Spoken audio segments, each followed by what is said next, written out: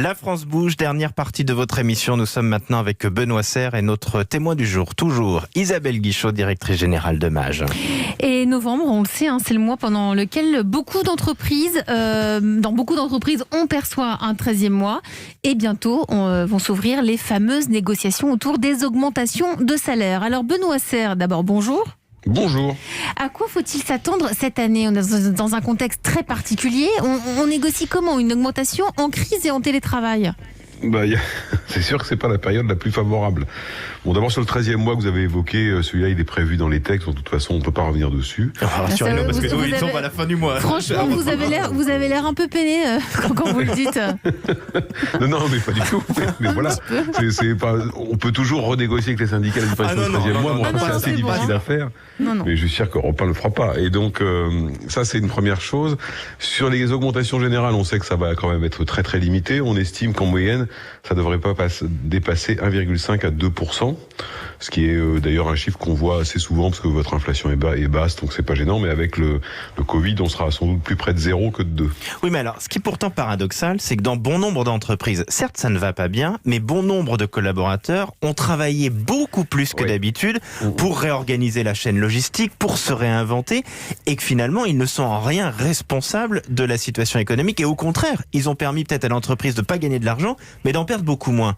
Ils méritent quand même tous ces gens. Alors ça c'est vrai. C'est pour ça que la tendance qu'on observe, il y aura sûrement quelques augmentations individuelles, mais elles seront assez difficiles à obtenir. En revanche, il y a des discussions aujourd'hui autour d'une sorte de prime collective Covid. Alors vous avez la prime Macron, vous savez qu'elle a été prorogée jusqu'au 31 décembre 2020 et qu'on attend le vote du Parlement pour savoir si elle sera reconduite sur 2021, ce qui semble assez probable. Sauf que là, on sait que cette prime, elle était un peu conditionnée si l'entreprise allait bien. Donc celle-ci, je pense que ça va être un peu la première que les boîtes vont couper, non ? Vous croyez pas ? Non, parce que justement pour répondre au point que vous avez soulevé, à savoir que certaines entreprises, alors ça dépend un peu de leur situation économique, mais certaines entreprises sont bien conscientes que malgré le confinement, malgré tout ça, pendant cette période, les salariés ont quand même considérablement payé de leur personne pour essayer de sauver ce qui pouvait l'être. Donc ça, c'est la première chose. Et vous savez qu'on peut monter cette prime Macron jusqu'à 2000 € s'il y a un accord d'intéressement. Et le gouvernement a fait en sorte qu'on puisse repousser la date à laquelle vous pouvez les négocier. C'est un peu technique, mais globalement, vous allez avoir ce type de choses et des primes collectives. Après, il va y avoir un autre phénomène qui est un peu plus difficile à gérer, ce sont les rémunérations variables. Oui, par exemple, justement, vous en parlez, Benoît Serre. Imaginez, je suis commercial, j'en fais quoi de mes bonus à la fin de l'année ? Puisque pendant cette période, on n'a pas beaucoup pu exercer son activité comme d'habitude. Alors, vous avez trois hypothèses. Soit l'entreprise a pris une décision de révision des objectifs un peu à la baisse compte tenu de la situation, et par conséquent, votre système de bonus va se déclencher normalement. Soit elle a décidé de ne pas modifier les objectifs. Par conséquent, de droit, vos bonus se déclenchent pas, mais néanmoins, vous pouvez réclamer à en toucher une partie, sachant que certaines entreprises ont pris la décision de couper tous les bonus.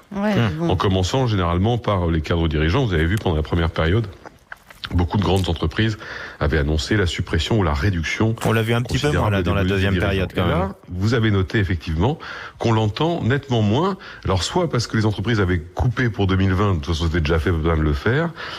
Et pour d'autres, c'est un peu l'effet qui veut que l'activité n'a chuté aux environs que de 15% contre quand c'était 30% pour la première période de confinement. Ça peut expliquer ça. Isabelle Guichot, directrice générale de Mage. Vous, ça repose essentiellement aussi sur les ventes. J'imagine que vous avez des vendeuses ou des vendeurs qui sont rémunérés en fonction des ventes. Est-ce que vous avez changé votre politique aussi de salariale pour ça ? Clairement, le mot agilité aussi a été le mot d'ordre en la matière. Nos vendeurs, la plupart du temps, sont rémunérés sur une partie fixe et une partie variable. Et bien sûr, nous avons systématiquement repensé les objectifs. On va pas, le mois de novembre, forcément, on ne va pas leur demander de faire un objectif sur le mois de novembre, mais le mois de décembre, on va l'imaginer aussi en fonction de la jauge d'accueil qu'ils vont pouvoir avoir, du nombre de jours d'ouverture, de l'amplitude horaire, etc. Donc là aussi, c'est à nous en permanence. Quelque chose quand même. Pardon ? Ils peuvent espérer avoir un petit quelque chose. Bien sûr, ils auront une partie variable en décembre, bien évidemment. Et d'un mot, Benoît Serre, malgré tout, pour ceux dont on parlait tout à l'heure, qui ont vachement bossé en cette saison, il y a beaucoup de monde qui ont beaucoup aidé les entreprises. Là, ce que vous conseillez, c'est d'aller voir son manager et de négocier en tête à tête en disant, allez, il y aura peut-être 3 coups de pouce dans l'entreprise, mais moi j'en ai besoin. Bon, on peut toujours faire ça. Je suis pas sûr que ça soit très efficace. Vous ne le conseillez pas. Je pense que ce serait assez bienvenu, on sait que les entreprises le font, d'effectivement d'intégrer dans une logique de prime qui a le mérite pour la prime Macron de être ni fiscalisée ni soumise à cotisation sociale, donc elle coûte moins cher, de faire une prime pour reconnaître les efforts, il faut le reconnaître, assez incroyable que nombre de salariés ont fait pendant cette période. Merci en tout cas, merci Benoît Serre pour vos éclairages.